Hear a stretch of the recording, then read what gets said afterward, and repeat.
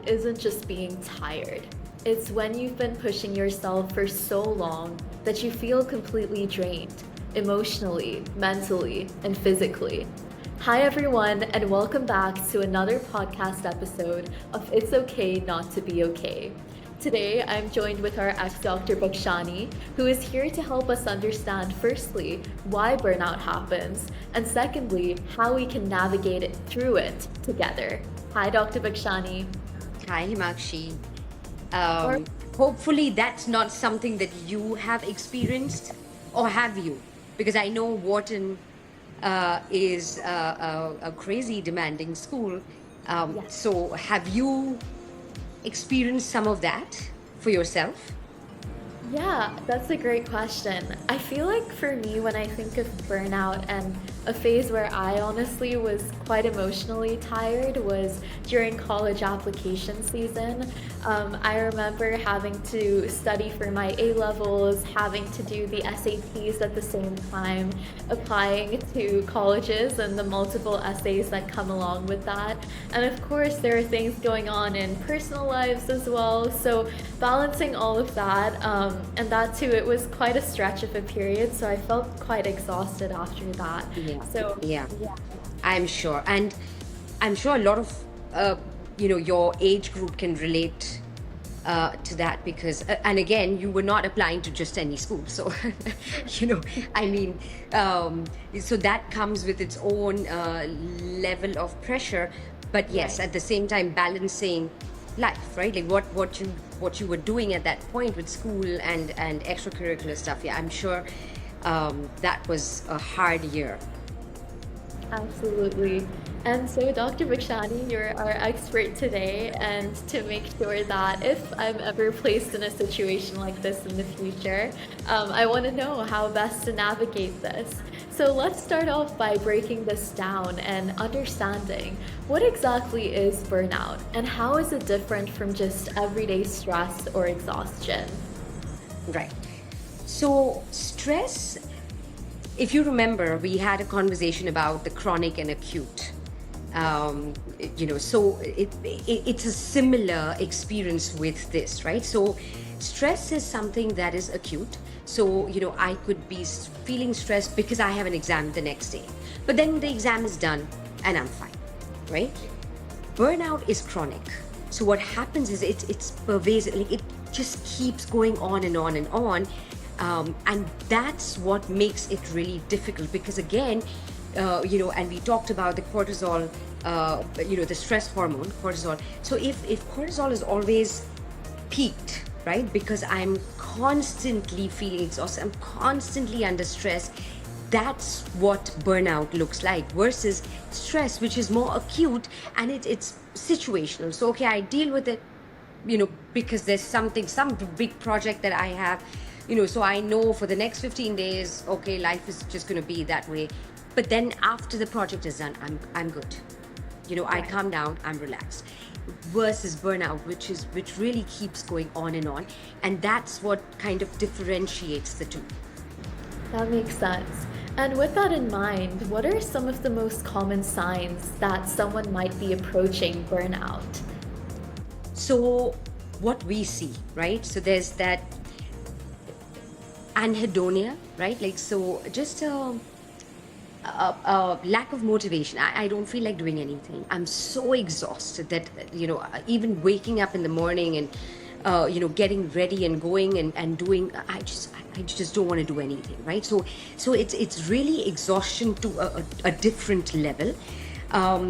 There's also sort of, again, to go with anhedonia, it's that detachment. Like, I don't even care. Like, I don't care what happens. I don't care, if I get into the school, if I don't get into the school, if this project, or if if the kids are doing well, not doing, for mothers or fathers, like, okay, I'm just so exhausted that I can't even care. So there's almost like an emotional detachment to what is going on around you. There's also, obviously mood instability, right? So I'm irritable, I'm angry, I'm depressed, I'm sad. So, all of those mood signs, along with like I said, this complete detachment, the exhaustion, that and the lack of motivation to do anything. Like I can't be bothered. Right.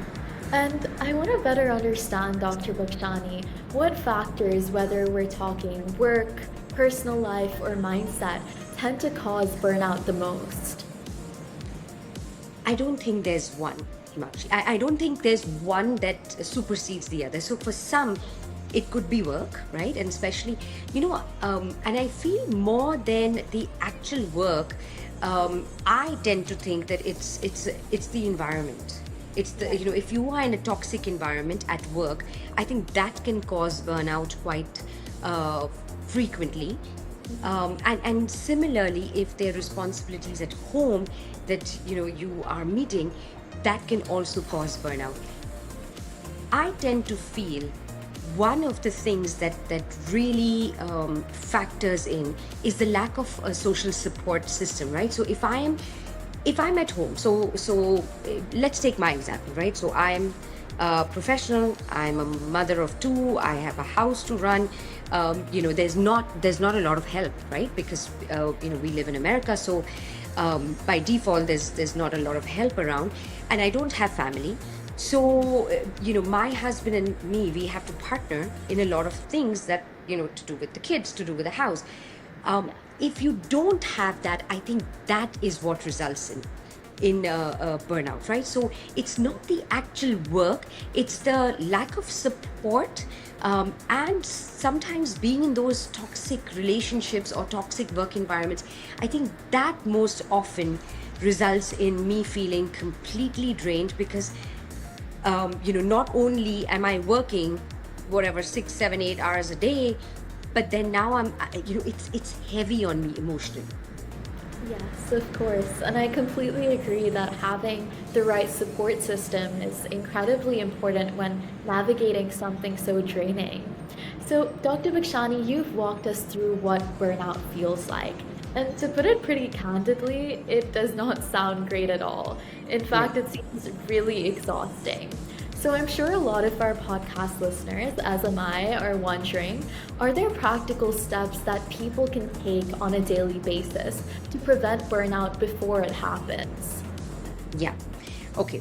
So remember, one of the things I said is, and let's go back to something that you and I, one of our first few episodes that we did on being happy, right? The secrets of being happy. So let's touch upon that a little bit, and let's bring some of that in. Some of the things that we talked about in that episode were things like, okay, I want to be true to myself, my authentic self. How do I do that? By saying no to the things that I want to say no to, and saying yes to the things that I want to say yes to.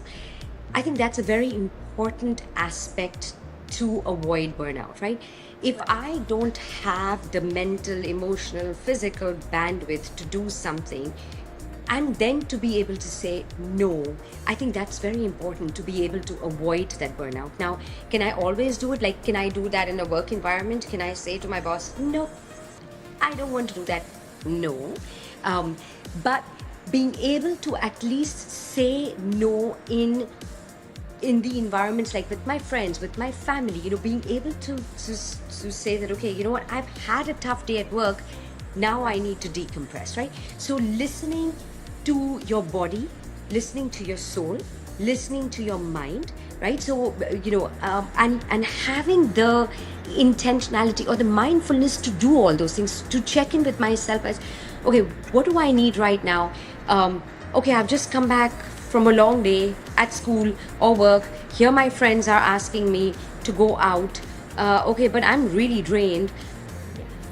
I need to say no. Right? Without the fear of, okay, what are they going to think? Or, the fear of, okay, are they not going to invite me next time? Just being able to be true to yourself, I think that's major. In addition to that, it's self-care, right? Like, again, taking care of myself. And remember, when I talk about self-care, it's always body, mind, soul.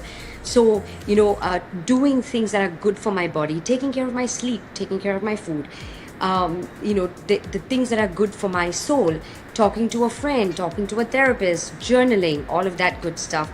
taking care of my mind, right? Meditation, maybe listening to podcasts like these or some other podcasts that really enrich me.